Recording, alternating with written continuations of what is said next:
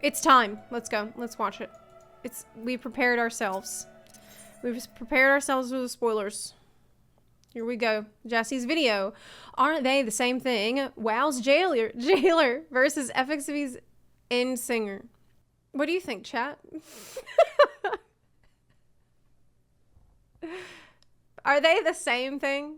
Was it actually the end singer that was that turned the Crystal Exarch into Crystal? And was it actually the end singer who caused Bahamut to break out of Dalamud and do a calamity? Was it really the end singer who was controlling Beaton, the carpenter, for all the wood that he made the whole time? Maybe so. Hey everyone, it's been a year since Endwalker came out, and the newest World of Warcraft expansion is here, so I shouldn't have to say spoiler warning, but I'm gonna do it anyway.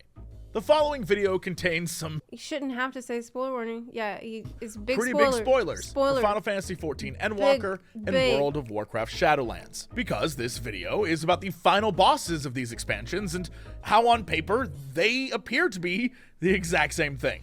I'm sure some of you are aware of that Final Fantasy XIV versus World of Warcraft video I made last year. And as a fan of both WoW and FF14, for, to be honest, entirely different. Jesse, are you playing WoW now? Are you gonna play Dragonflight?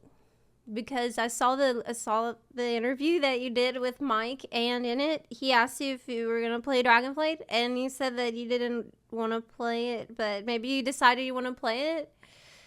After all, because I need people to play with on NA, and if you want to play with me on NA, you should try it. It's fun. Reasons, I still find myself comparing the two from time to time, what one does well compared to the other, and vice versa. And if you've ever seen a stream or Let's Play of mine, you know I am a fan of tropes. I love them.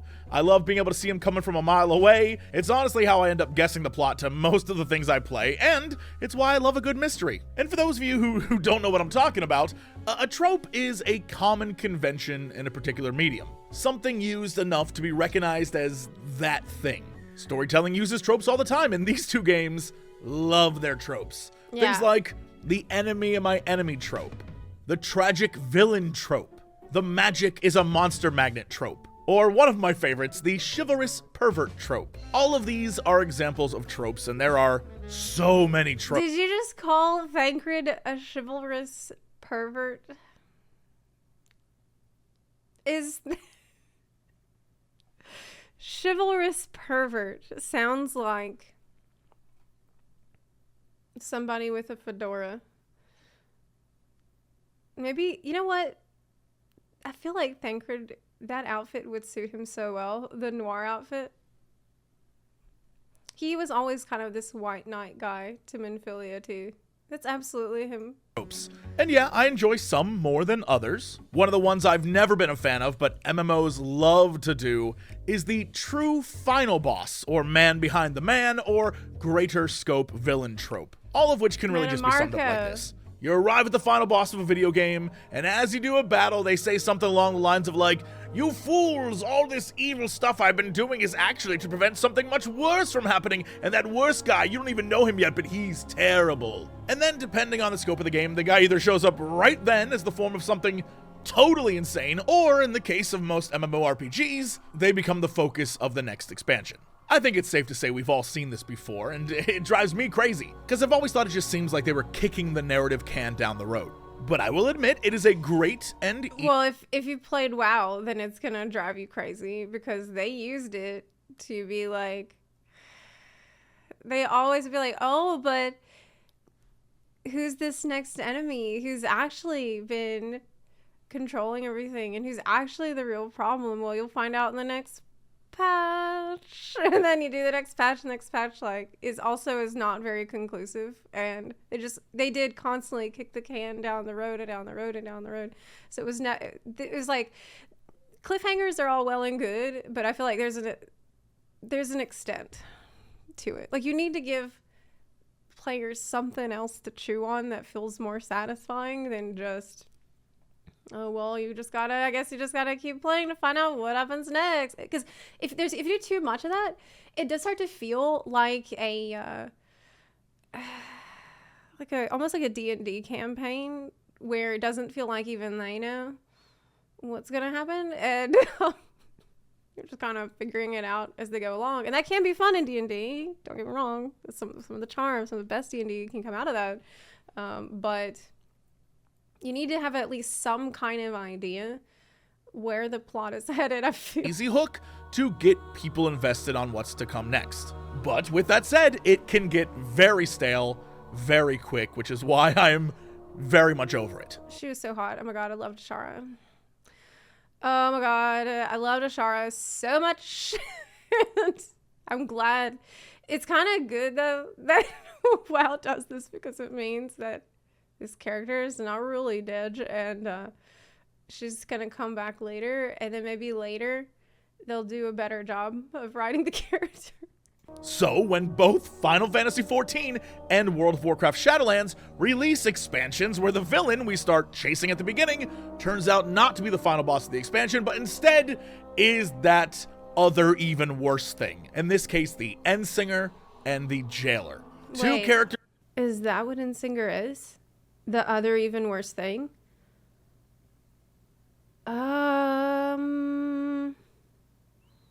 Kinda.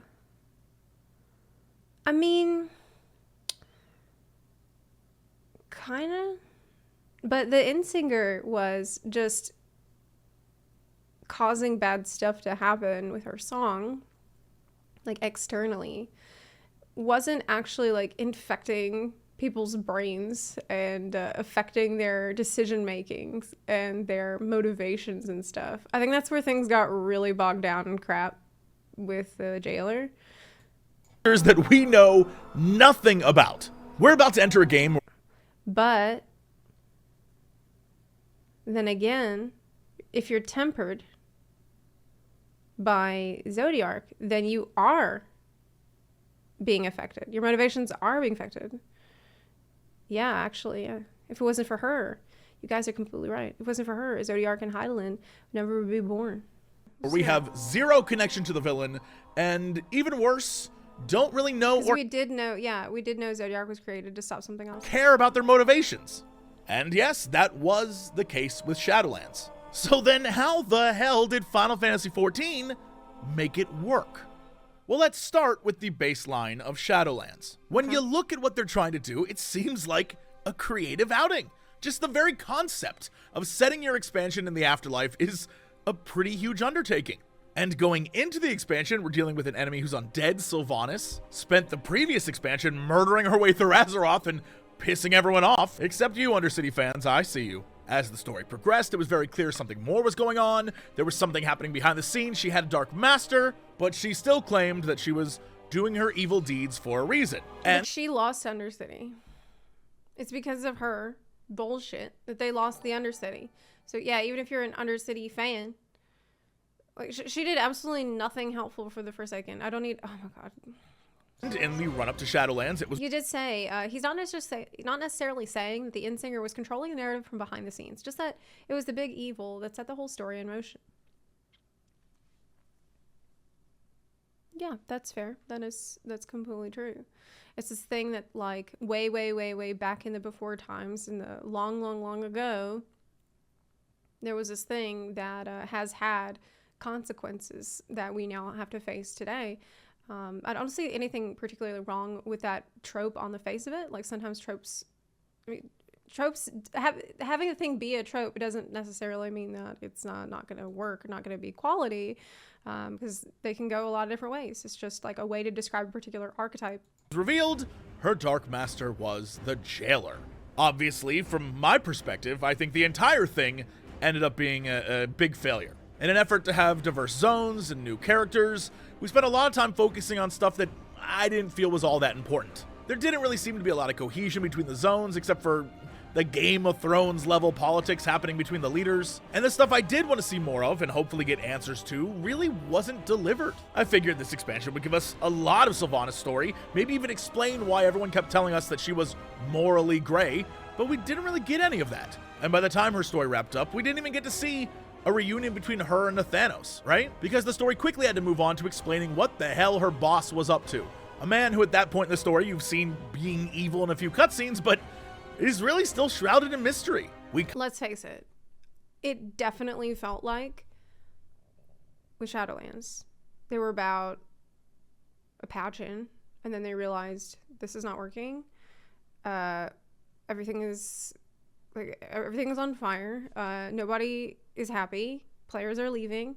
We need to get our shit together. We need to like just abruptly end any kind of storyline that we had going. Just fucking end it as quickly as you can. A lot of things came to an incredibly abrupt stop with the way that so many storylines just felt like, okay, we got to stop right here, and it might feel a little bit unfinished, but whatever, because we got to wrap it all up and move on. That is the sense that I got from a lot of the ways that these stories, wrapped up in Shadowlands, because it seemed like they had internally made the decision like, okay, back to the drawing board. Let's everybody, all hands on deck for Dragonflight. Let's fucking get the new expansion out and make sure it's as best as it can possibly be, because this isn't working. And so just end it however way you have to. Kind of know what he wants to do, but we don't know why. We don't know what his end goal is. It's really the quintessential problem with the true final boss or man behind the man trope. We're told by people we just met, who we're told are important, to go kill this guy because it's for the greater good. And that is pretty much what we do. We're still never really told why he's doing any of the things he's doing, but we know that he's going to rewrite reality, and it's our job to stop him. Once he's defeated, we're shown a very quick and pretty flimsy explanation of why he did what he did. But at that point, honestly, it's way too late. Apparently, he was once the arbiter of the afterlife and decided the first one's creations were defective and unable to withstand the, yeah, you got it, greater scope villain to come. Yeah, that's right. The one true final boss who we've come to learn has orchestrated everything since the beginning of us playing. It's actually revealed that there is another something that's even worse than he is, and it's coming, and he was trying to be prepared for it, I guess. And now you, the player, have to stick around to the next expansion, I assume, in order to find out more. So yeah, that sucked, and it still sucks, saying it out loud again. But it should at least be understandable why it sucks now. Okay, but to play devil's advocate a little bit, right? If you are in an ongoing game, okay, you're in an MMO story, you're in the same world, and this story needs to feel epic. It needs to go on forever, basically. Okay. There's no end in sight for this universe that you're in, because it's an MMO, it's an ongoing game. But it also needs to feel like the things you do really matter. And if you want it to be like this high fantasy epic vibe, then isn't it natural? Wouldn't it be the natural progression of things for you to want to steer players toward the ultimate big bad evil guy? Like, you have to have the big bad evil guy, and like, what could you're asking yourself, okay, what would be a fitting end boss for the players right now? Well, logically, that would be the one who has been like at the top of the pyramid of evil, right? So there's all this little shit you have to deal with, but at the top of the pyramid of evil, there's this one fucking guy, and if you can take him out, then that should feel really good to the player. Now, maybe there's another way of going about that, and maybe it wouldn't feel as all-encompassing, it wouldn't feel as epic if you just like, oh, okay, well, there's this guy we need to kill, because yeah, maybe he's not like controlling the universe or anything and like destroying all worlds, and maybe we don't need to save the universe because this fucking guy, but he's a huge asshole and he's like raising armies, and he's gonna cause problems here for our world if we don't stop him because he's out of control. Like, yeah, that's gonna feel, maybe you can make a fantastic story out of that, and that might be a good like direction to explore. But in terms of like cosmos level, like as expansive as you could get, you can understand maybe why devs have a tendency to try to reach further and further and higher, and like, who has the most power and the most power and the most power, the most powerful, most evilest guy ever, right? The only way to do that is just keep on putting another guy behind the curtain, right? You kill the jailer. Oh, there was someone behind the jailer. You kill that guy. Oh, well, actually, there was somebody behind that, right? And maybe there's even a right way to do that too. I mean, maybe they could explore like a multiverse theory. I mean, there already is an established lore for different timelines. So there's like there's a whole infinite timelines of really, really bad situations that could arise that you might need to travel to, right? That might be a way to explore that wouldn't feel like retcon. So yeah, that's just kind of my take on it as a devil's advocate. There was nothing at stake for the player. Sure, you're told there was, but I don't know anyone who found the jailer fight resonate with them on an emotional level other than, oh look, new loot. So then let's bring it back and ask again, how on earth could this increasingly lame trope end up so differently in Final Fantasy XIV? Well, before we even start, Final Fantasy XIV is a story-heavy game, unlike WoW. So the onus is on the 14 dev team to make this trope work. They've got more real estate in their game for storytelling, but still, it's not an easy trope to make good. So let's start with the previous expansion. Just like Battle for Azeroth, the story beats were being set up in Final Fantasy XIV Shadowbringers. In it, the villain mentions that the reasoning for... Oh, Jesse, how am I not subscribed, bro? Like, I'm amazed. I'm amazed that you've managed to actually, like, you've actually managed to compare BFA and Shadowbringers story. I don't think I have ever heard anyone even attempt to do this in my life. I've never heard anyone even like outside of maybe memes. I'm just like, I had to pause it for a second because I'm like, wait. Maybe there are similarities between the BFA story and Shadowbringers. Yeah. All their schemes was that long ago, their people were killed in a great calamity, and the cause was this mysterious song or sound from space. It warped their world, killed countless people, and only by creating their dark deity Zodiark, the same Zodiark we've been trying to fight since the beginning, could they stop this mysterious song.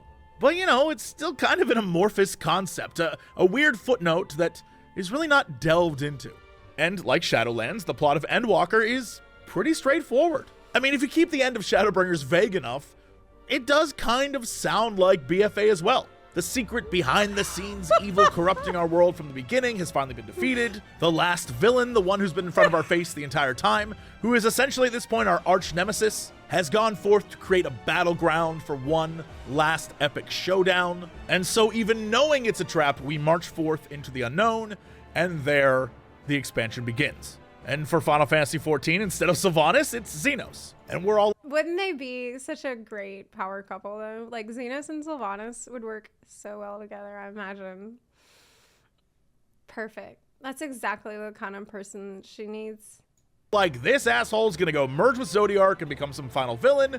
It seemed like a pretty easy theory craft. But when we, the player, finally stand face to face with Zodiark, everyone playing was asking the exact same question.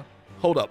Why are we doing this at level 83? We're not even halfway through the expansion. That's right, awesome. The game pulls the old switcheroo on you, and the big final boss we've been promised for 10 years is defeated. Oh, great. But remember that little tidbit about Zodiark being the thing that stopped the mysterious song? Well, it's back.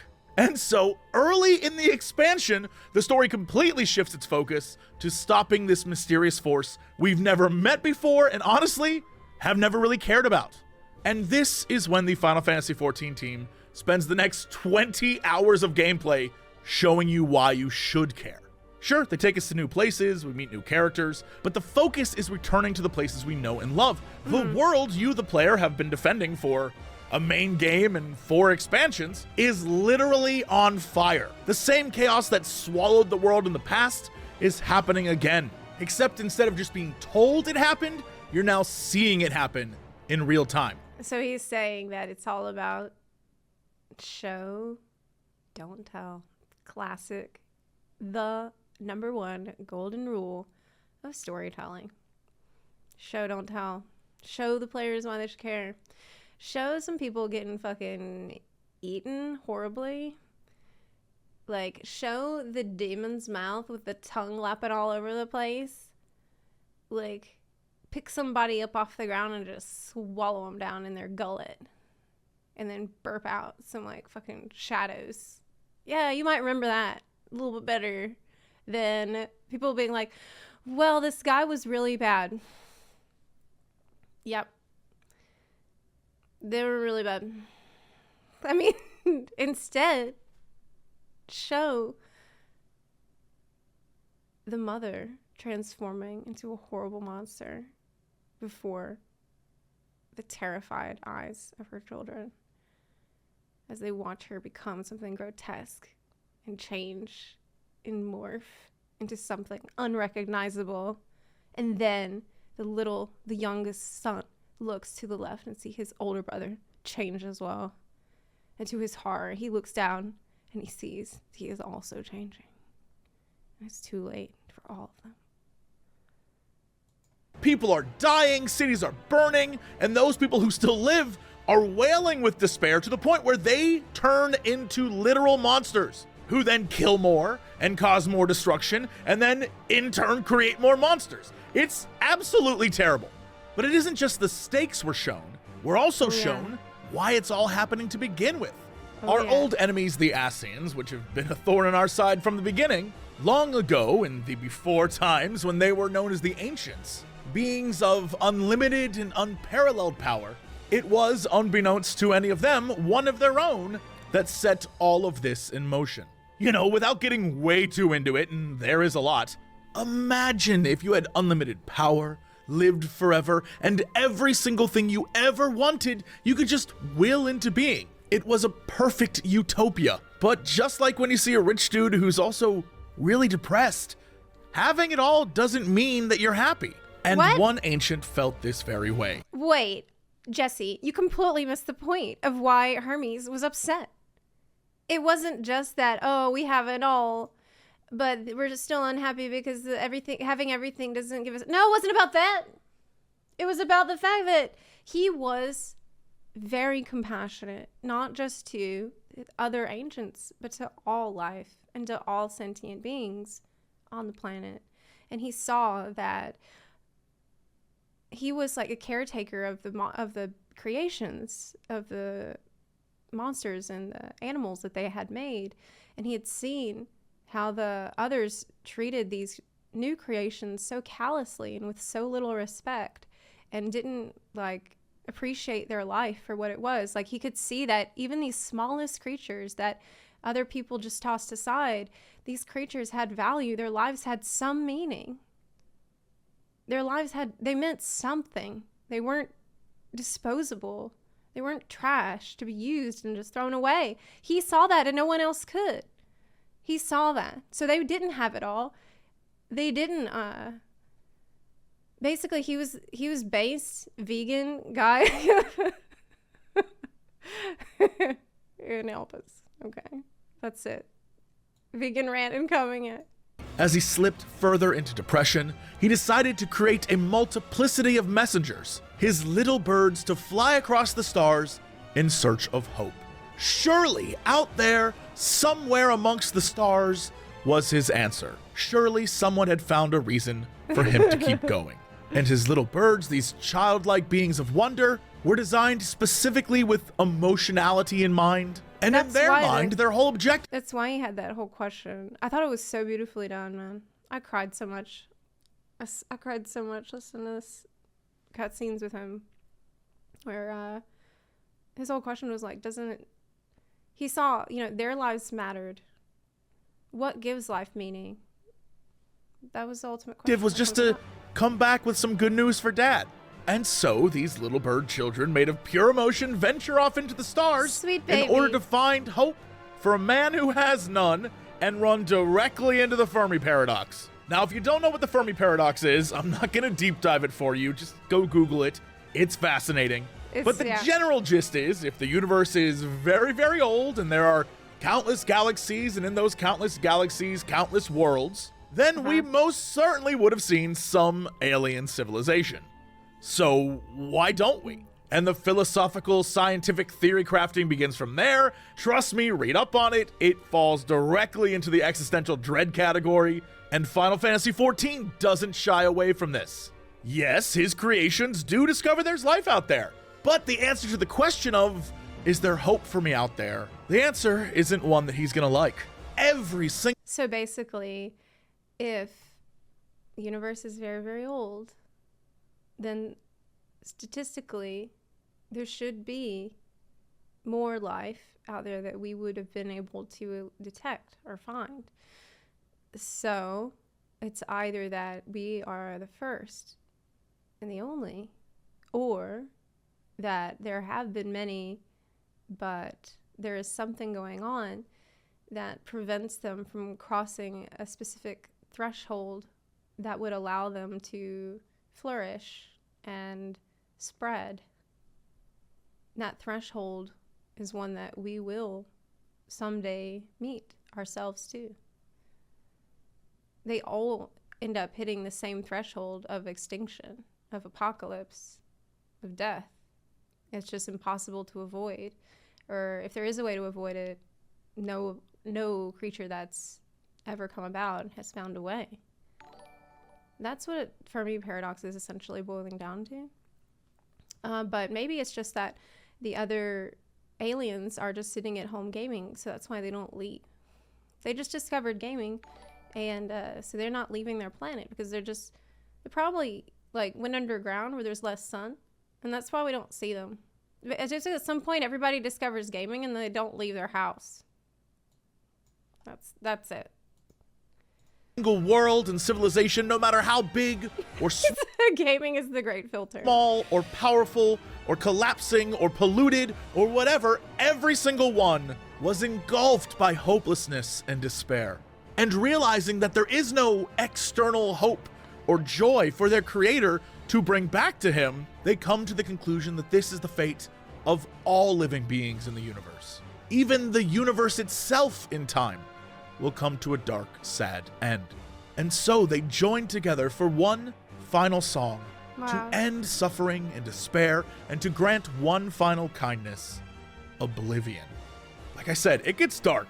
And I'm sure by now you're like, story. Okay, Jesse, I get it. So what a great fucking story. This game is so good. Difference is, essentially you're fighting the concept of death. And how could you even explain all that shit and be like, yeah, so...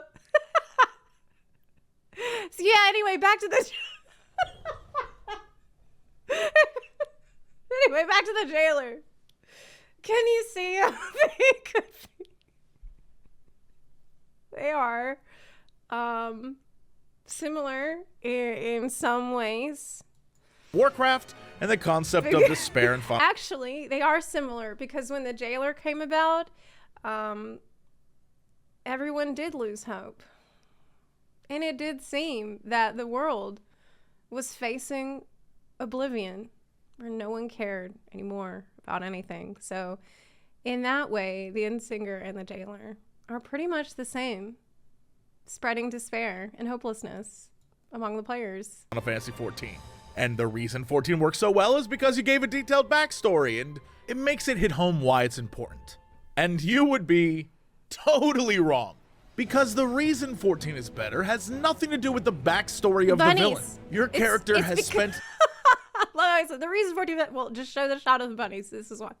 There's bunnies. There's a shitload of bunnies in this game. Numerous expansions facing hopeless situation after hopeless situation, always emerging victorious. It's a theme of the game that you aren't just a mere adventurer anymore. You're a beacon of hope that lights the way for others. Your actions, even the smallest of kindnesses, inspire others to be better. And now you're probably like, okay, so there's a lot of emotional resonance that connects this expansion back to older expansions. Song of But Hope even that's not the complete answer. Because the real reason this boss works is something I think the developers picked up on early in telling this story. Creating a moment like this to end a 10-year story arc in an MMORPG where everyone's experience is a little bit different, the only way to deliver that boss fight is to, 1, acknowledge this journey was never about the character. It was about you, the player, who's going through your own shit, and your own struggles, and the entire expansion is an acknowledgement that despite any despair in your own life, it's so true, man. You're still here. Oh my God, I'm gonna cry. 2, fan service. Lots of fan service. So, put together, what does that mean? Dude, like, actually, like, I get so emotional when I think about that because Endwalker came out, like, the timing of it in my life was so fucking on point. It's this beautiful story about clinging on to hope when everything is falling apart and it feels like the world is fucking ending. When it seems like there's nowhere to go forward and you just want to give up and surrender and just die. You feel like you can't go back. And the whole game is just telling you to survive, like survive. I remember like when the war started, I remember one of the first things that I thought, because Endwalker was very fresh on my mind. I had just finished playing it. It had just come out. The war started. I remember saying, hey, we need to go. We got to pack. We got to go right now. And in my mind, I remember hearing like Thancred's voice in that scene where everything goes black. They're in the ship and like everyone's dying, but Thancred says, survive. Survive.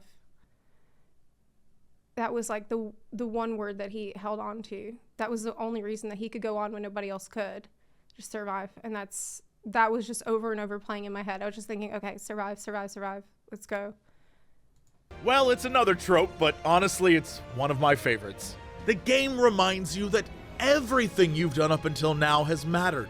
And every person you've met, just like in real life, walks away with an impression of you. And in this game, you leave a great impression. Because as the final day approaches, the people of the world unite behind you, friends and former enemies, to help rocket you to the stars. Hell, even the primals, the very gods you've gone up against countless times, offer themselves up to power your ship to the stars. Yeah. And don't even get me started on the final zone.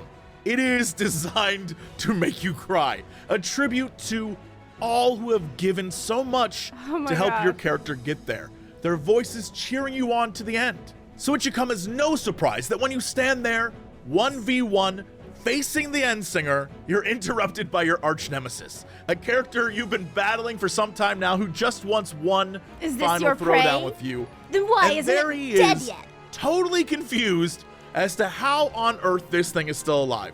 I take it this is your Oh, there we go.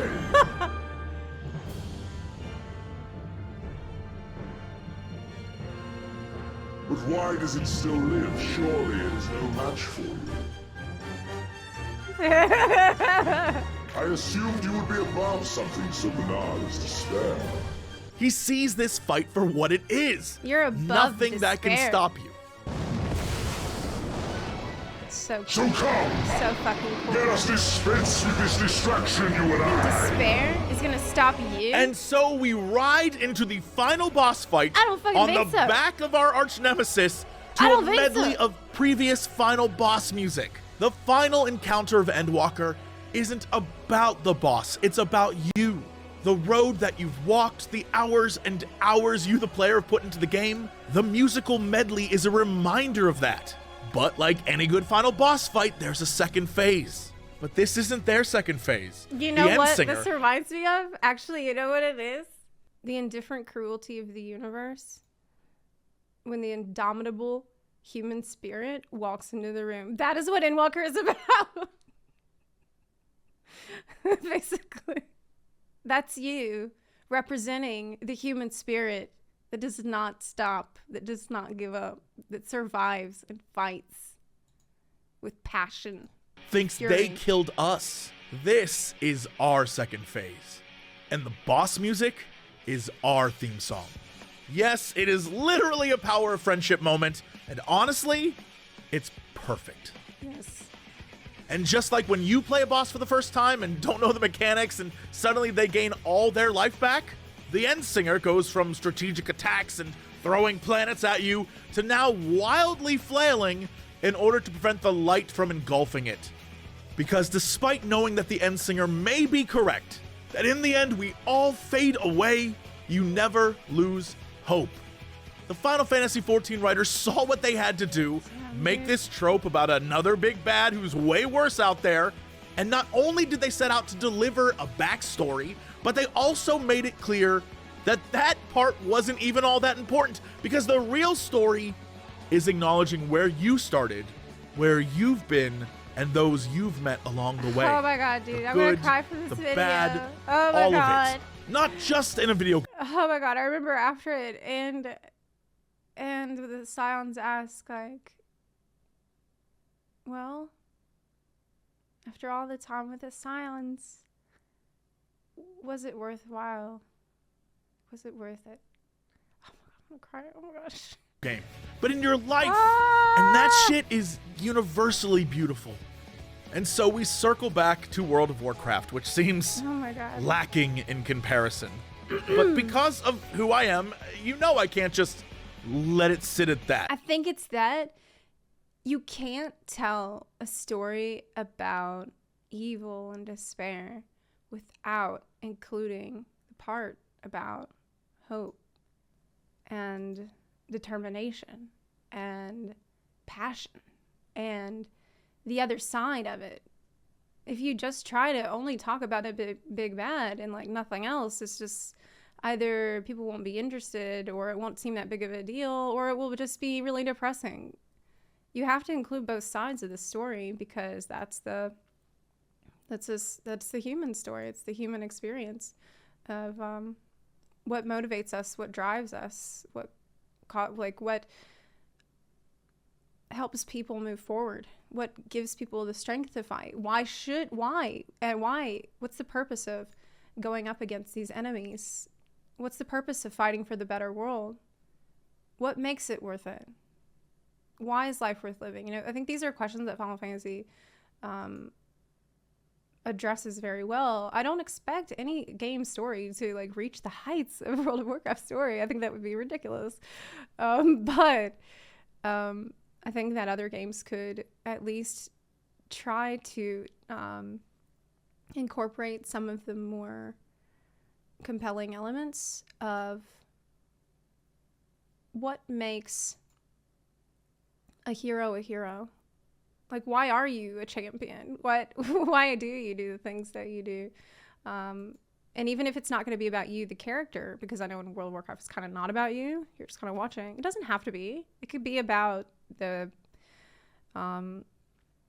heroic journey of any other major character who is compelling. Like, I think Sylvanas would have been a perfect fit for that, because she actually had such a fantastic story, and her story really was a hero's journey, in my view. Like, to me, like, she really would have been the perfect candidate to represent defiance against evil, defiance against forces that wanted to control her.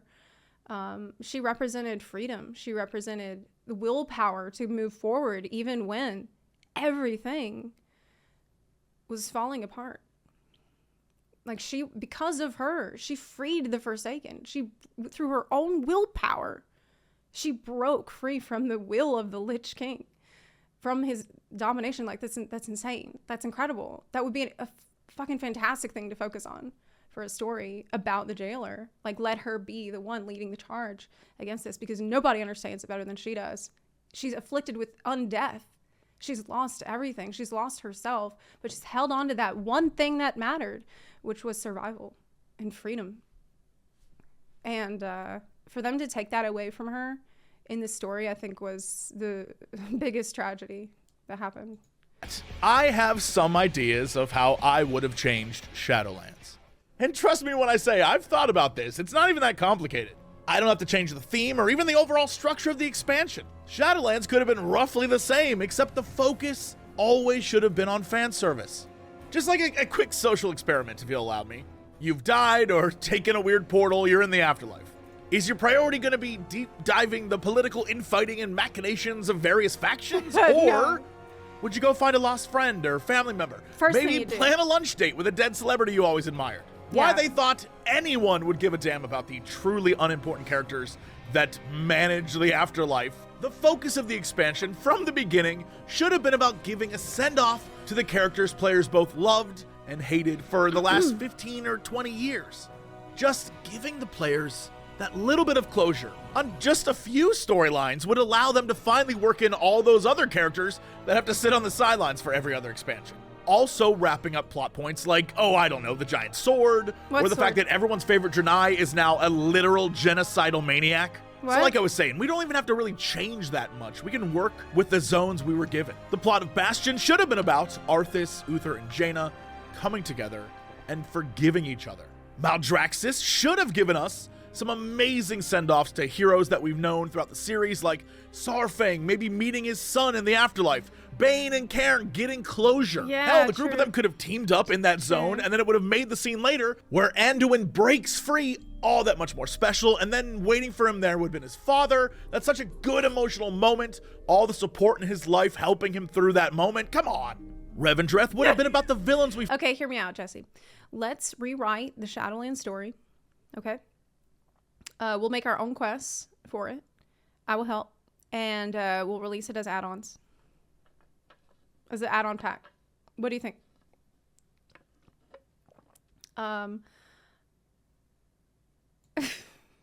There was another thing I wanted to say, and then I forgot what I was going to say. Find someone willing to mod it. And just, like, address all those things. We'll make our own Shadowlands. Or... Wait, Bellular tried doing it? What? Wait, Wait, Bellular actually tried it. And he got a cease and desist. Okay, I have a better idea. Okay, I have a new idea. Make it, but just change the names of all of the characters a little bit. So we can talk about Sylvaner and her sister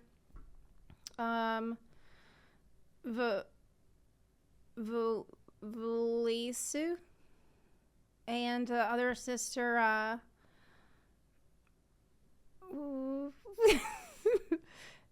Aloria. It's Shadowland. She serves the jeweler. Yeah, so it'll be the jeweler. Yeah. Who just got really good at jewel crafting. Killed by Zarthos. Aloria. Yeah, that's a good idea.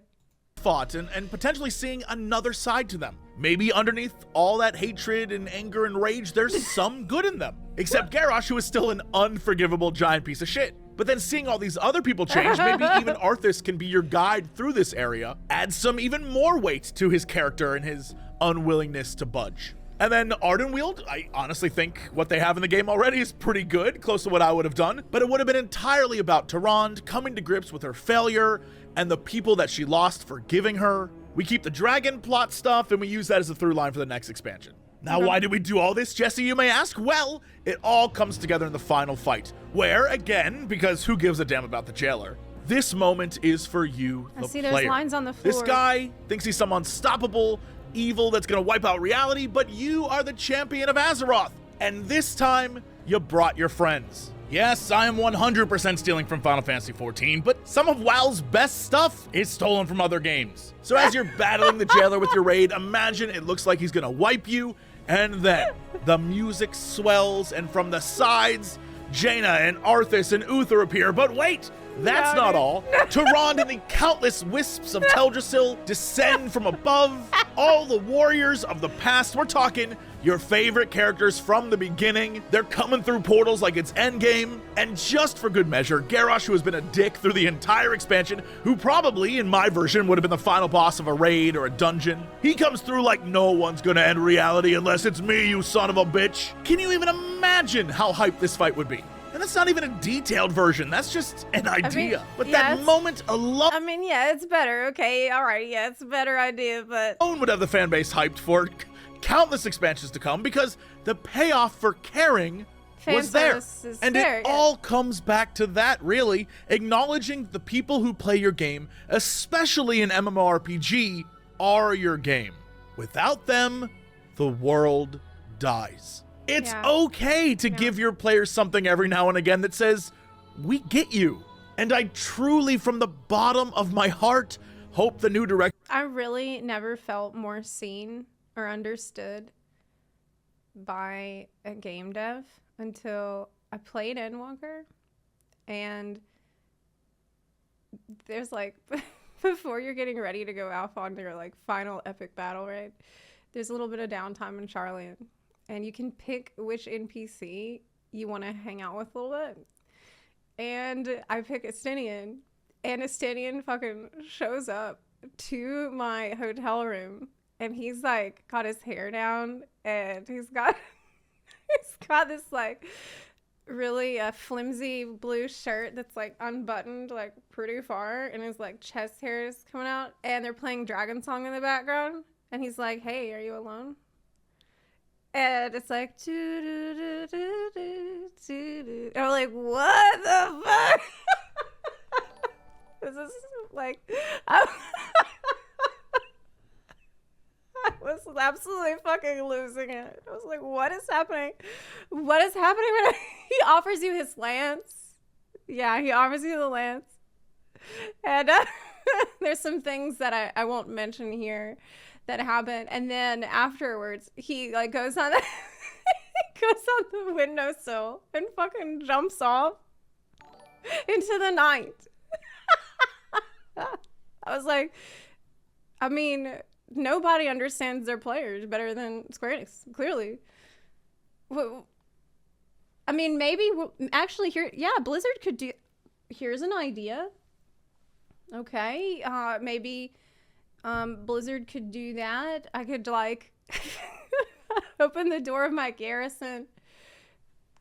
Oh, who is it? And it's Illidan sitting there.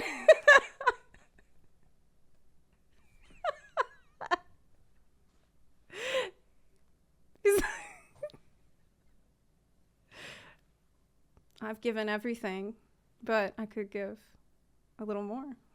WoW seems to be headed with Dragonflight is the start of something new for the game. Because it's so sad that a game that I played for 15 years couldn't find a way to connect with me as a player in a setting that very much should have.